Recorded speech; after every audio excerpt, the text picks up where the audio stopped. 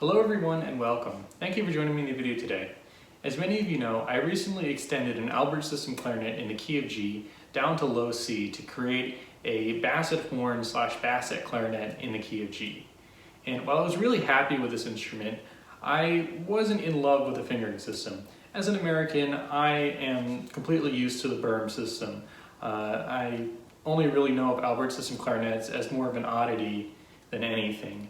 So while the fingering was manageable, as I'm used to Boehm system instruments, I really wanted a Boehm system G clarinet with a range to low C. So I got rid of that instrument and I built this. So this instrument, like my other G Basset horn, started out its life as just a standard G clarinet with a range to low E. So this instrument is one of the $250 Chinese Boehm system G clarinets that I reviewed in a previous video. I was very happy to find that there was a lot of improvements from the last instrument that I reviewed. So it required very minimal tuning work.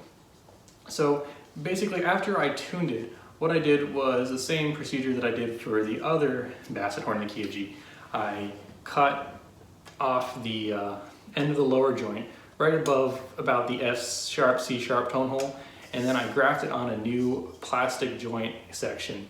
And then from there I drilled the tone holes, installed the post, and installed the key work.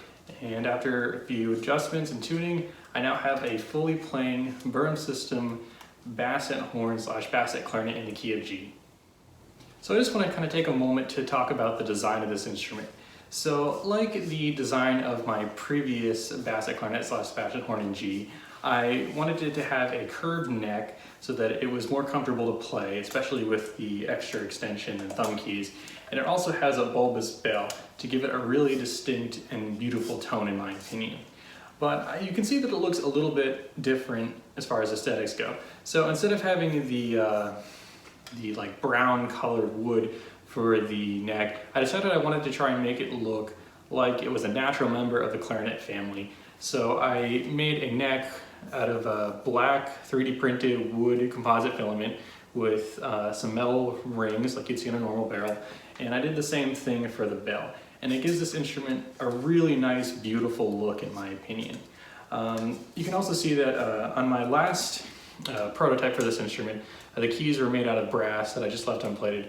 For this instrument, I decided to go all out and I nickel plated all the keys so they all match. So the instrument almost looks like it came from the factory this way. I'm really happy with the aesthetics of the instrument. As for the design, the keys are laid out a little bit differently than on my last instrument. So with most German system instruments that go to low C, generally you'll just see 4 thumb keys for the lowest notes. They won't be connected to the rest of the mechanism or anything.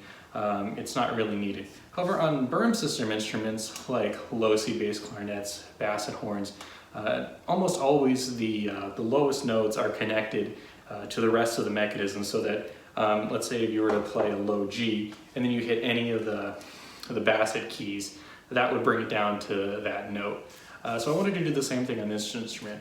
And I also wanted to have a more standard layout so that, for example, somebody who's used to playing low C bass clarinet could just pick up this instrument and know exactly how to play it. So to start, what I did was I made the low E flat on the right pinky. So it's just where it would be on any standard bass or alto clarinet. Really easy to use. You just basically finger low G, hit that key, and that's a low E flat. Now the thumb keys I just had in the standard triangular position that you would find on many bass clarinets, especially instruments like Chinese made bass clarinets. So basically low D, low C sharp, and low C. And you can see it's kind of a little bit of a weird arrangement. The idea I had was that the keys that you're most likely to use, C and D, are nice and large, but C sharp is right over here where it's nice and easy to reach, but it's a little bit out of the way so you don't accidentally hit it. And I actually find this mechanism to be very comfortable.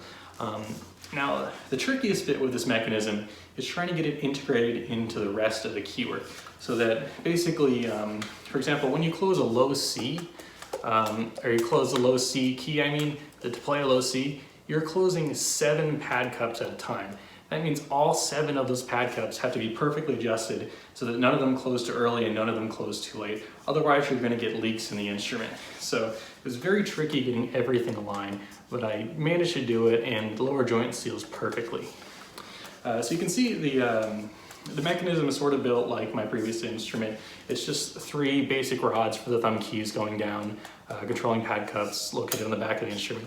But then the trick is I also have this lever mechanism right here. So it goes from the low D key to the low E flat key, so that when I close the low D key, it closes the low E flat. And of course, because the low E flat key is already linked to the E key, it'll close out as well. So that's basically what closes the entire mechanism on the instrument.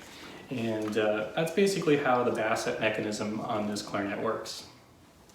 Now, like before, I'm going to play some of the lower notes just to give you an idea of how it sounds. And on this instrument especially, because the bulbous bell is much bigger, you can really hear the difference that it makes on the lowest notes.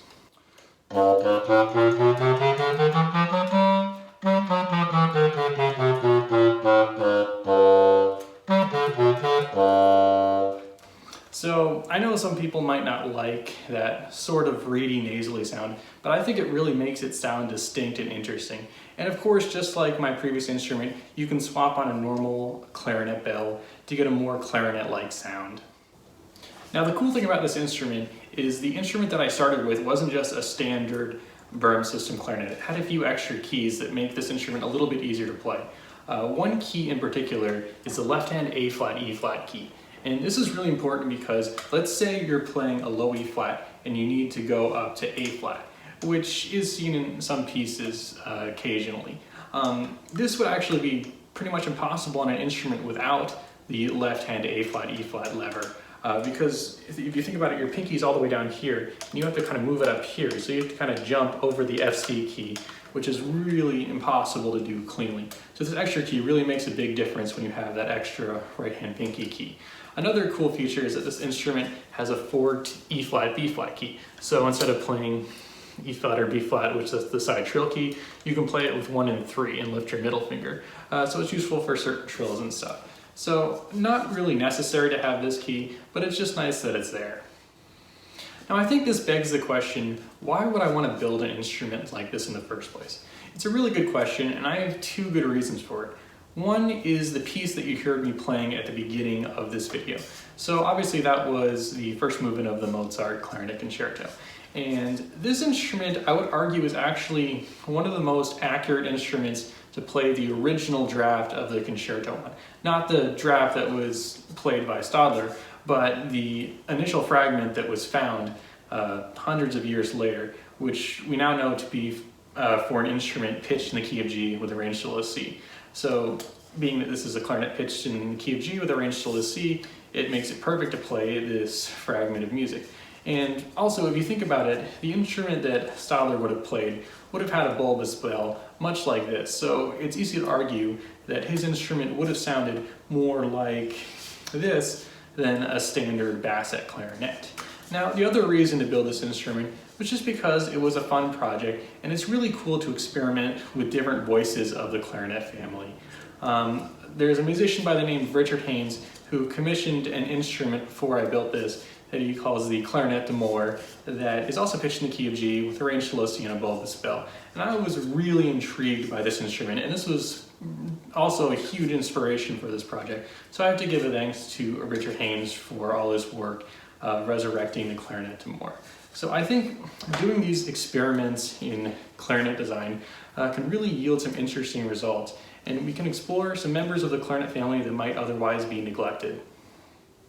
So thank you everyone for watching the video. I hope you enjoyed it. So what do you think of this unusual instrument? Do you think it's cool? Do you think it's weird? Do you think I should try building some extended clarinets and other keys? Let me know your thoughts in the comments. Alright everyone, I hope you all have a wonderful day.